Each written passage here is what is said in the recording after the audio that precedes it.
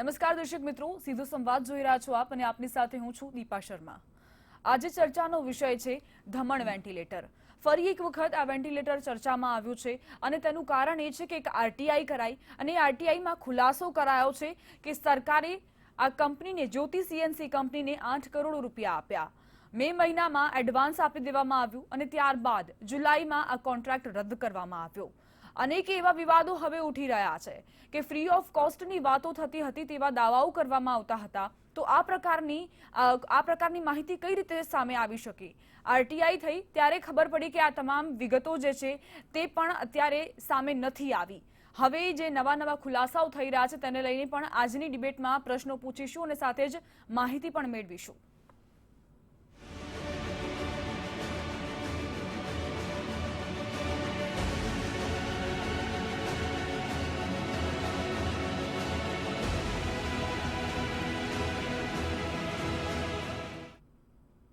Corona મહામારી વચ્ચે દેશ આખું ઝઝૂમી રહ્યું છે કે આ જંગમાંથી કઈ રીતે આપણે ઉપર આવીએ અને લડીએ, પરંતુ તે વચ્ચે સ્વદેશી ઉત્પાદનોને પણ ખૂબ જ મહત્વ આપવામાં આવી રહ્યું છે અને જ્યોતિ સીએનસીએ એ જ પ્રકારનું ઇનિશિયેટ લીધું કે અમે વેન્ટિલેટરનું ઉત્પાદન કરીશું। ખૂબ જ સારી બાબત છે, સારો એવો પ્રયત્ન હતો, પરંતુ તે વચ્ચે એક એવી પણ વિગતો સામે આવી હતી।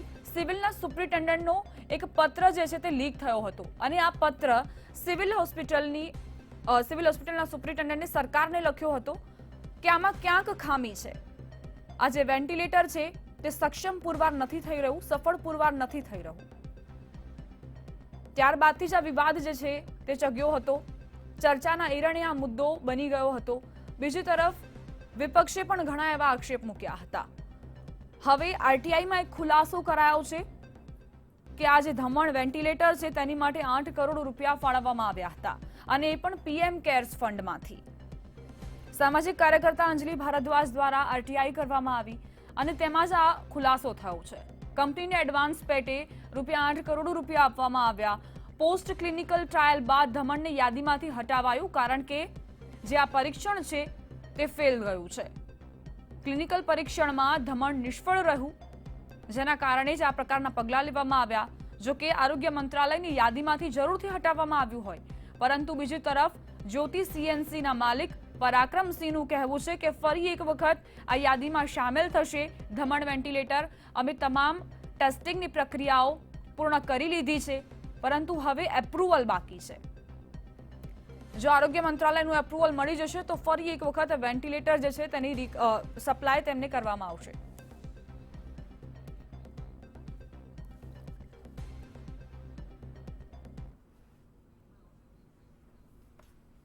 તો આ જ વિષય પર ચર્ચા કરવા માટે અમારી સાથે સામાજિક આગેવાન સંજય રાવલ ઉપસ્થિત છે અને સાથે જ વરિષ્ઠ પત્રકાર રાજકોટથી સુરેશ સામાણી જોડાયા છે। સ્વાગત છે આપ તમામનું। સંજયભાઈ, આપની પાસે આવવા માંગીશ સૌપ્રથમ કે ધમણ કાયમ વિવાદમાં રહ્યું છે અને હવે તો ધમણ રમણ ભમણ થઈ ગયું હોય તેવું લાગી રહ્યું છે।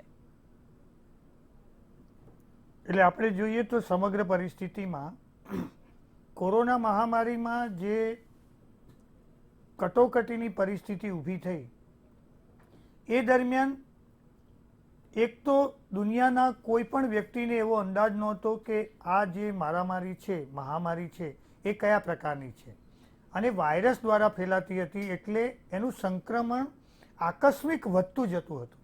અને આપણે જાણીએ છીએ કે મીડિયાથી લઈને તમામ જગ્યાએ વાત એવી આવી કે આને ઓળખી શકાય એવા વાયરસ નથી અને વાયરસ કયા પ્રકારના આક્રમણ કરે છે અને દર્દીઓ આકસ્મિક ગુજરી જાય છે એ પરિસ્થિતિનો તાગ મેળવી શકાય એમ નહોતું। આપણે જાણીએ છીએ કે ચીનના વુહાન શહેરમાંથી સ્પ્રેડ થવાનું શરૂ થયું અને આંતરરાષ્ટ્રીય પ્રવાસીઓ દ્વારા દુનિયાના તમામ દેશોમાં કોરોના મહામારી ફેલાઈ।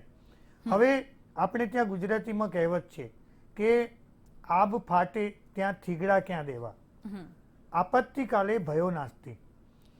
એ સમયમાં આપણે જોયું કે અમેરિકા જેવા વિકસિત દેશમાં પણ દવાઓનો જથ્થો ખૂટવા માંડ્યો। પ્રારંભિક તબક્કે તો એવી સારવારો આપવામાં આવી દર્દીઓને કે જેવી રીતે મેલેરિયામાં અપાઈ રહી છે, જેવી રીતે તાવમાં અપાઈ રહી છે અને દિવસે દિવસે મેડિકલ પરીક્ષણો બાદ એવું ધ્યાનમાં આવ્યું કે હાલમાં આની કોઈ રસી પણ આકસ્મિક શોધી શકાય એમ નથી. આવા સમયે આપણી પાસે જે મેડિકલ સુવિધાઓ ઉપલબ્ધ હતી એમાં આપણે એ ધ્યાન રાખવાનું હતું. આપણે એટલે સરકારે, અધિકારીઓએ, મેડિકલ ક્ષેત્ર સાથે જોડાયેલા લોકો એટલે ડૉક્ટર્સ, નર્સિસ, એનો સપોર્ટિંગ સ્ટાફ, આ સમગ્ર પરિસ્થિતિમાં લોકડાઉનની પરિસ્થિતિ જારી એટલે કાયદો અને વ્યવસ્થા પણ પાળવવાનું, એકબીજાના ટચમાં ન આવી શકાય અને આ બધી વસ્તુ ઓપરેટ કરવાની, એક બાજુ પુરવઠાની બાબતો ધ્યાનમાં રાખવાની, પાણી, લાઇટ અને અનાજથી લઈને તમામ દેશના નાગરિકોને મળી. સૌથી પહેલાં મારે એ કહેવું છે કે આપણો દેશ દુનિયાના દેશોમાં, વિકસિત દેશોમાં અને વસ્તીની દ્રષ્ટિએ બીજા નંબરે આવે છે. 135 કરોડ જેટલી વસ્તી માટે આ નિયમો પાળવવાની વાત હતી. ચાઇના એ વહેલું જાગૃત થઈ ગયું હતું કારણ કે ત્યાં આ રોગની શરૂઆત થઈ હતી એટલે એ લક્ષણો પકડાતા હતા અને એ લોકો પ્રિકોશન્સ કરી શકતા હતા. આપણે ત્યાં મોડી ખબર પડી એટલે આને કંટ્રોલ કરવા માટે સરકારે પણ, આરોગ્ય વિભાગે પણ કેટલાક આકસ્મિક પગલાઓ લેવા પડ્યા. આપણે જોયું કે હજુ સુધી પણ વેક્સિન શોધાઈ છે ખરી, પણ હજુ આપણે ત્યાં એનો જથ્થો પૂરતો પડાયો નથી એટલે આપણને મળ્યો નથી. તો આ બધી બાબતો આકસ્મિક શરૂ થઈ. એક સમય એવો આવ્યો કે આપણે ત્યાં ઇઝીલી અવેલેબલ હાઇડ્રોક્સીક્લોરોક્વિન જે વિપુલ માત્રામાં આપણે ત્યાં ઉત્પાદિત થાય છે, અમેરિકામાં એનો જથ્થો ખૂટી પડ્યો.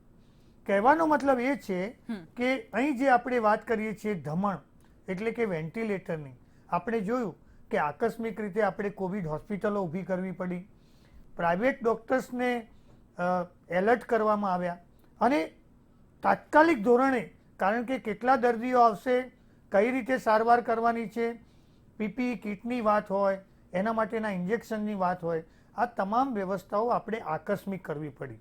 એ આકસ્મિક પરિસ્થિતિમાં આ જે ધમણ આપણા ગુજરાતમાંથી જે સિવિલમાં પૂરા પડાયા, બીજી હોસ્પિટલોમાં પૂરા પડાયા, એનો વિવાદ આપણી સામે આવ્યો છે. અને હવે જ્યારે કેન્દ્ર સરકારે એને મેડિકલ ડિવાઇસમાંથી કોરોનાની સારવાર માટે કેન્સલ કરવામાં આવ્યો છે ત્યારે એને લગતા ઘણા બધા પ્રશ્નો ઊભા થયા છે.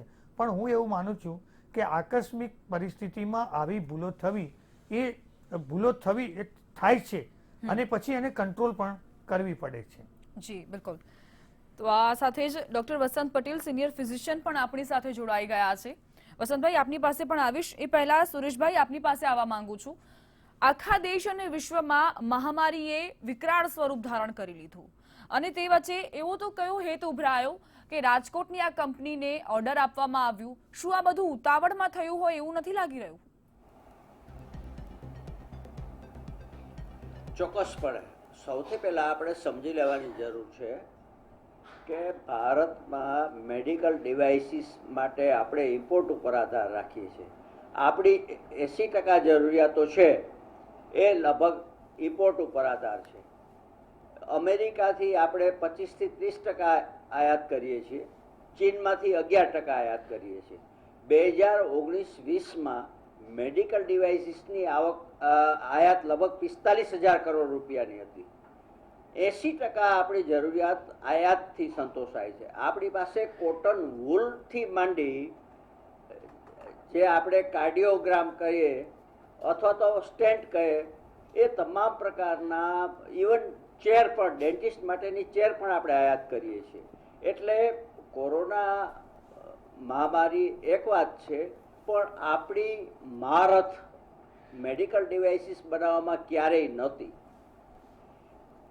બીજું, જાન્યુઆરી મહિનામાં ખબર પડવા માંડી હતી કે કોરોના વાયરસ ઝડપથી વિશ્વમાં ફેલાઈ રહ્યો છે. આપણી પાસે 2-3 મહિનાનો પૂરતો સમય હતો. આપણી પહેલાં ઇટાલીમાં પણ આપણે જોઈ લીધું કે મહામારીએ કેવો તાંડવ ફેલાવ્યું છે. છતાં 2-2.5 મહિનાના સમયનો આપણે સદુપયોગ કરી શક્યા નહીં. બીજી વસ્તુ, ડિવાઇસીસ બનાવવા હોય, વેન્ટિલેટર બનાવવા હોય તો એની કોઈ પૂર્વ જાણકારી ધરાવતા, જે ક્ષેત્રે કામ કરતા હોય, ભારત ઇલેક્ટ્રોનિક્સ છે, તો 2 મહિના પહેલાં એમનો સંપર્ક સાધી ને એમની પાસેથી જાણવાની જરૂર હતી કે તમે બનાવી શકો એમ છો કે નહીં. રાજકોટની જે કંપની છે એ વેન્ટિલેટર બનાવવાનો કોઈ અનુભવ ધરાવતી નથી. બીજું કોઈ પણ મેડિકલ ડિવાઇસીસ છે અનેક પરીક્ષણમાંથી પસાર થાય છે. જેમ આજે આપણે રસીનું કહે છે કે પહેલાં પ્રાણીઓ ઉપર એનું પરીક્ષણ થાય, પહેલાં નાની સંખ્યામાં થાય, પછી મોટી સંખ્યામાં થાય, પછી માણસ ઉપર પ્રયોગ થાય. તો મેડિકલ ડિવાઇસીસ ને એપ્રુવલ માટે પણ એક ચોક્કસ પ્રક્રિયા છે અને બહુ લાંબી પ્રક્રિયા છે. ઉતાવળે આપણે મે મહિનામાં આપણે અમદાવાદમાં ઉપયોગ શરૂ કરી દીધો, મોટા ઉપાડે આપણે જાહેરાત કરી કે આપણે વેન્ટિલેટર સ્વદેશી બનાવટના બનાવી લીધા છે. પછી સિવિલ હોસ્પિટલના સુપ્રિન્ટેન્ડન્ટે કાગળ લખ્યો એટલે આપણને ખબર પડી.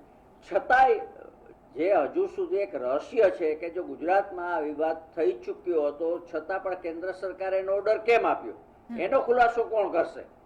ગુજરાતમાં મે મહિનામાં સ્પષ્ટ થઈ ગયું હતું કે આ વેન્ટિલેટર ચાલે એમ નથી, છતાં કેન્દ્ર સરકારના આરોગ્ય મંત્રાલયે આના માટેનો ઓર્ડર કેવી રીતે આપ્યો?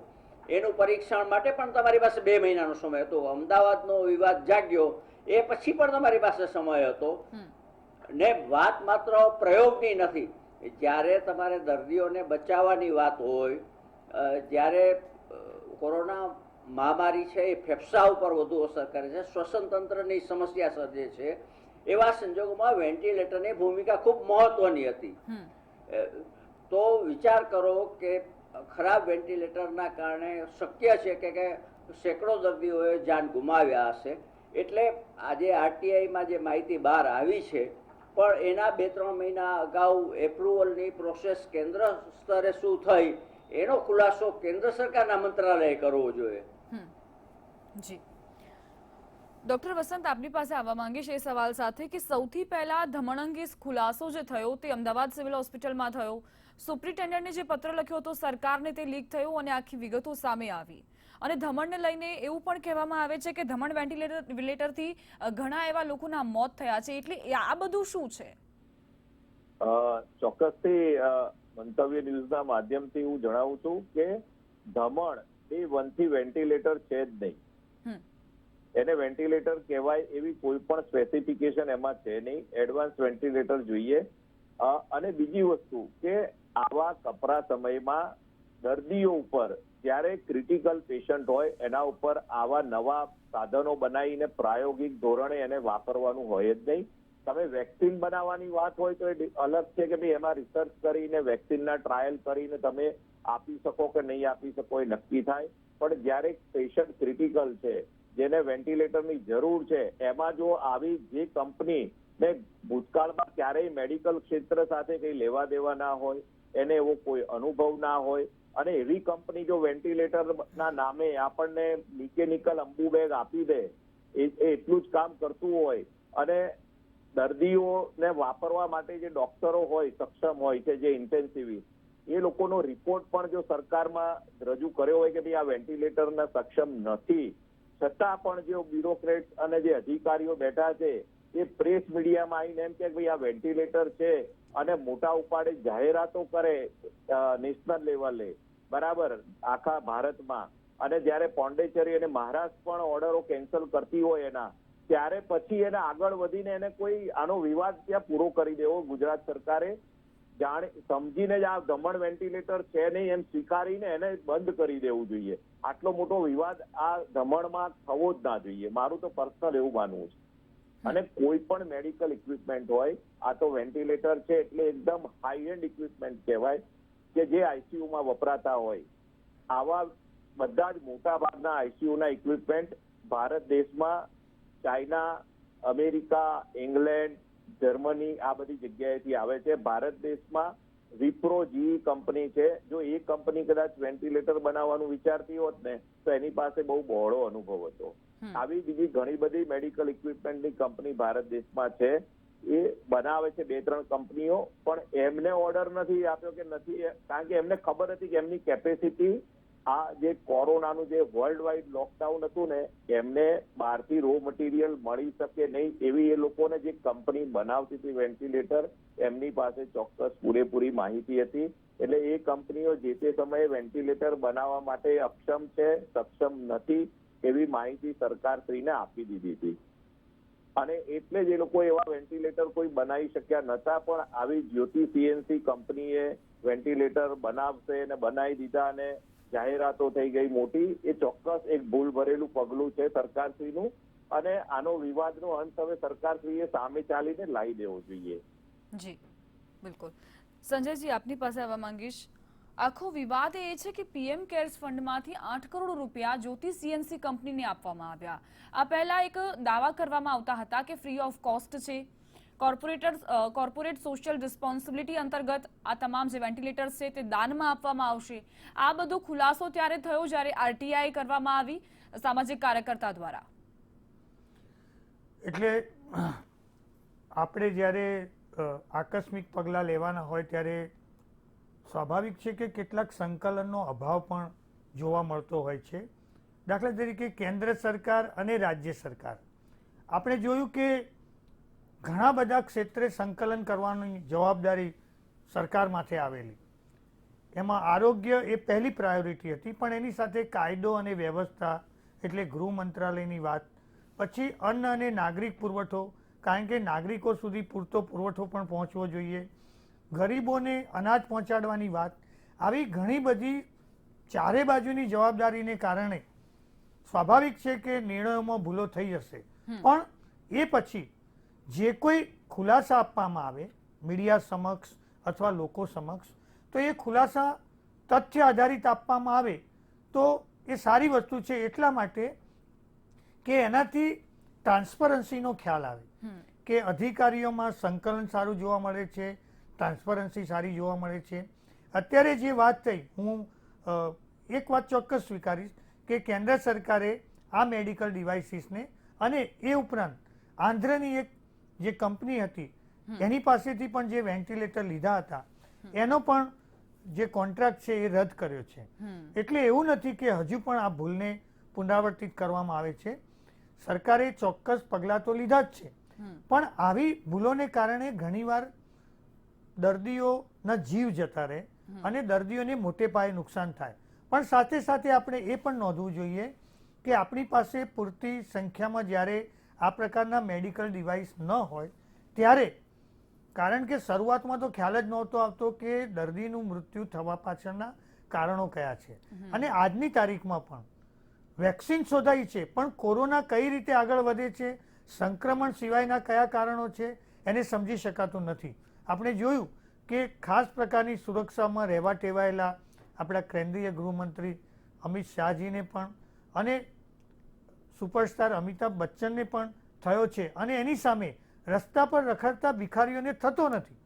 સોશિયલ મીડિયામાં તો એક જોક પ્રસરે છે કે આ જે ગાંડા લોકો જે રોડ ઉપર રખડે છે, જે માસ્ક પહેરતા નથી, જે સેનિટાઈઝરનો ઉપયોગ કરતા નથી, સોશિયલ ડિસ્ટન્સિંગનું પાલન કરતા નથી, એમને કોરોના થતો નથી. એટલે આ વાયરસ કયા સંજોગોમાં કોને સંક્રમિત કરી શકે છે એના સંશોધનો થયા, પણ ચોક્કસ તારણો મળ્યા નથી. જો કે આપણે હવે કોરોના કંટ્રોલમાં આવતું જાય છે અને કેન્દ્ર સરકારે આ ડિવાઇસને કોન્ટ્રાક્ટમાંથી રદ કર્યા છે, સપ્લાયમાંથી રદ કર્યા છે, તો એ આવકારદાયક બાબત છે. હું માનું છું કે આવી પ્રક્રિયાઓ ટ્રાન્સપરન્ટ હોય તો એ વધુ સારી બાબત છે. જી બિલકુલ. સુરેશજી, આપની પાસે આવવા માંગીશ. સફળતા નિષ્ફળતા તો આવ્યા કરે, પરંતુ આ સારો એવો ઇનિશિયેટ હતો જ્યોતિ સીએનસી કંપની તરફથી, કારણ કે અત્યાર સુધી વેન્ટિલેટરની આટલી જરૂરિયાત પડશે તેવું કોઈએ વિચાર્યું સુદ્ધા ન હતું. મહામારી કોરોના જ્યારે આવી ત્યારે દવાઓનો જથ્થો પણ ખૂટ્યો અને ક્યાંક વેન્ટિલેટરની પણ ઘટ જોવા મળતી હતી. થોડું ઉતાવળિયું નિર્ણય જરૂરથી કહી શકીએ. વસંતભાઈ જેમ કહ્યું તેમ આપણને તાકીદે જરૂર હતી, એમાં બેમત નથી. નિર્ણય ઝડપથી લેવાની જરૂર હતી, એમાં બેમત નથી. એપ્રુવલની પ્રક્રિયા ઝડપથી બનાવવાની હતી, એમાં પણ બેમત નથી.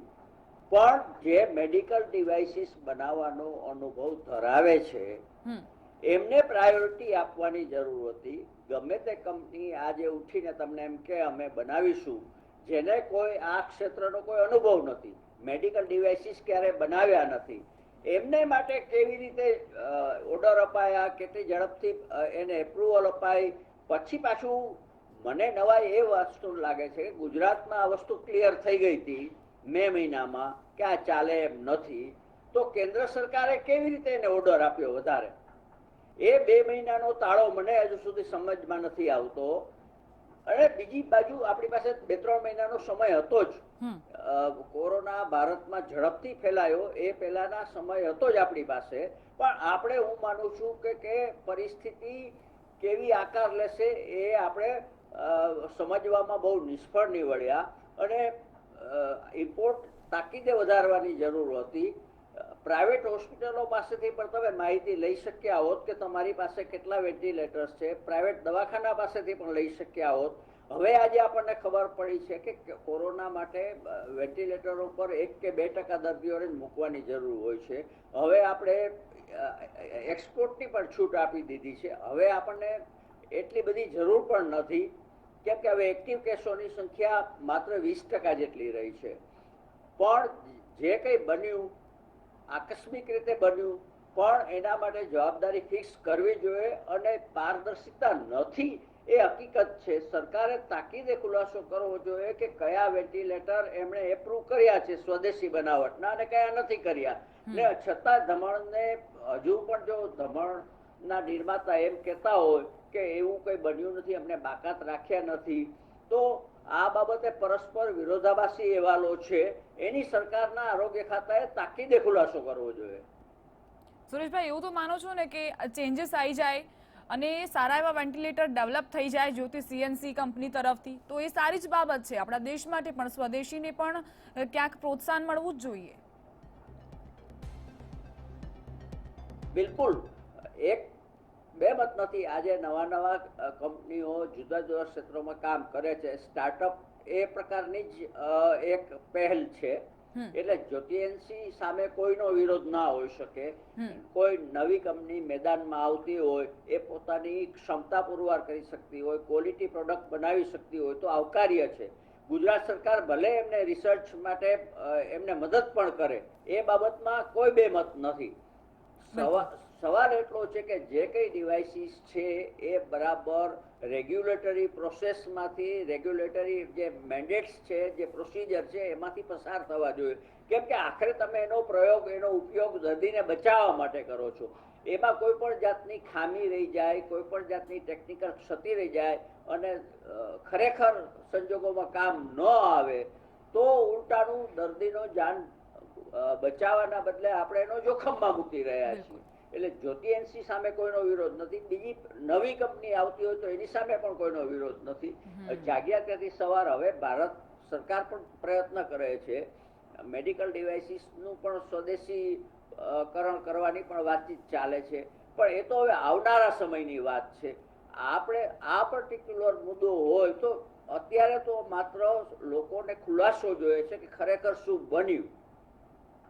બિલકુલ. ડોક્ટર વસંત, આપની પાસે આવવા માંગીશ એ સવાલ સાથે કે અમેરિકા જેવા વિકસિત દેશમાં પણ એક સમય એવો હતો કે હાઇડ્રોક્સીક્લોરોક્વિન અંગે ટ્રમ્પ અને વડાપ્રધાન વચ્ચે જે વાતચીત થઈ હતી, આ પહેલા તો ટ્રમ્પ આક્રમક મૂડમાં જોવા મળતા હતા કે ભારત દવા નહીં આપશે તો આ કરી દઈશું, તે કરી દઈશું, ધમકી આપવા લાગ્યા હતા તેઓ. શું આપણા દેશમાં એ પ્રકારની કોઈ ઘટ વેન્ટિલેટર અંગે સર્જાઈ શકે છે? ચોક્કસથી. એક પહેલી વસ્તુ કે ભારત દેશ આપણા જે આંકડાકીય સરખામણી આપણે પૂર્વના દેશો સાથે કરતા હતા. હવે તેમનું, એ લોકોનું જીનેટિક અને એ લોકોને જ્યારે કોરોના અમેરિકા, ઇટલી, ફ્રાન્સ આ બધા દેશોમાં આવ્યો ત્યારે ઓલરેડી ત્યાં ફ્લૂની સિઝન હતી. એટલે ઓલરેડી અમેરિકામાં 40-50 હજાર વ્યક્તિઓ ફ્લૂના કારણે દર વર્ષે મૃત્યુ પામતા જ હોય છે. એટલે અમેરિકાએ જે તે સમયે એના જે એપિડેમિયોલોજીસ્ટ છે એમણે બહુ ડિક્લેર કરેલું કે ભાઈ અમેરિકામાં 1 થી 2 લાખ લોકોના મૃત્યુ કોરોનામાં થશે. કારણ કે એમને 40-50 હજાર એવરેજ મૃત્યુ પામતા હતા સામાન્ય ફ્લૂમાં. અને ભારત, પાકિસ્તાન, શ્રીલંકા, બાંગ્લાદેશ, નેપાળ, આપણા જે એશિયન કન્ટ્રીઝ છે એમનું જીનેટિક્સ અલગ છે. એટલે આપણે પહેલેથી એક ભૂલ કરી છે કે ભાઈ આપણે જે મોર્ટાલિટી રેટ છે, ડેથ રેટ, એ આપણે અમેરિકા અને ફ્રાન્સ ને ઇટલી સાથે કમ્પેર કરતા અને આપણે એવું કહેતા હતા કે આપણો ડેથ રેટ ઓછો છે. એવું ના કરવું જોઈએ. આપણે જ્યોગ્રાફિકલી સેમ જે કન્ટ્રીઝ છે એનો ડેથ રેટ અને આપણો ડેથ રેટ એ કમ્પેર કરવો જોઈએ. એટલે આપણે ઉતાવળે એવું માની લીધું કે આપણે બહુ જ વેન્ટિલેટરો જોઈશે, બહુ વેન્ટિલેટરો જોઈશે અને એમાં આપણે આ એક સાફ થઈ ગયા છીએ. નંબર 1. નંબર 2 કે વેન્ટિલેટરની અછત વર્ષોથી છે ભારત દેશમાં. કઈ આજે કોરોના આવ્યો અને અછત ઊભી થઈ એવું નથી. વર્ષોથી સિવિલમાં પેશન્ટને વેન્ટિલેટર માટે વેઇટિંગમાં ઉભા રહેવું પડે છે કે ભાઈ પેશન્ટ મોકલ્યું હોય સિવિલમાં ગયું હોય તો વેન્ટિલેટર ખાલી ના હોય. એટલે વેન્ટિલેટરની અછત ઘણા ટાઈમથી ચાલી રહી છે. સરકાર એ સમયે જો એનું એસેસમેન્ટ કર્યું હોય અને વેન્ટિલેટર પૂરતા પ્રમાણમાં આરોગ્ય ક્ષેત્રે ઘણું બધું મોટું ઇન્વેસ્ટમેન્ટ કર્યું હોય તો ચોક્કસથી આપણે અત્યારે વેન્ટિલેટરની અછતમાં ના હોત.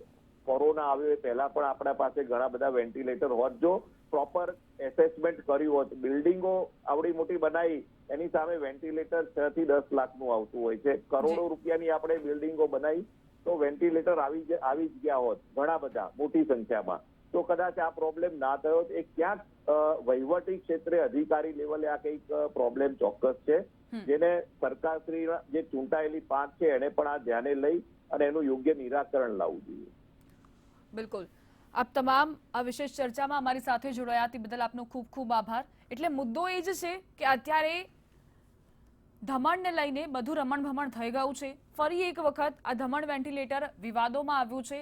ચોક્કસપણે આપણને એ સમજવાની જરૂર છે કે સ્વદેશી ઉત્પાદનને પ્રોત્સાહિત કરવાનો જ રહ્યો, પરંતુ દર્દીઓના સ્વાસ્થ્ય સાથે ચેડા ન થવા જોઈએ અને સરકાર પણ તેની માટે ક્યાંક પ્રયત્નશીલ જોવા મળી રહી છે. જે ભૂલ થઈ તે સ્વીકારી છે અને સાથે જ આરટીઆઈમાં જે ખુલાસો થયો છે આગામી સમયમાં બની શકે કે હજુ પણ સરકાર ધ્યાનથી આ તમામ બાબતોને વિચારીને ત્યારબાદ જ કોઈ પણ વેન્ટિલેટરને અપ્રૂવ કરી શકે. અત્યારે સીધો સંવાદ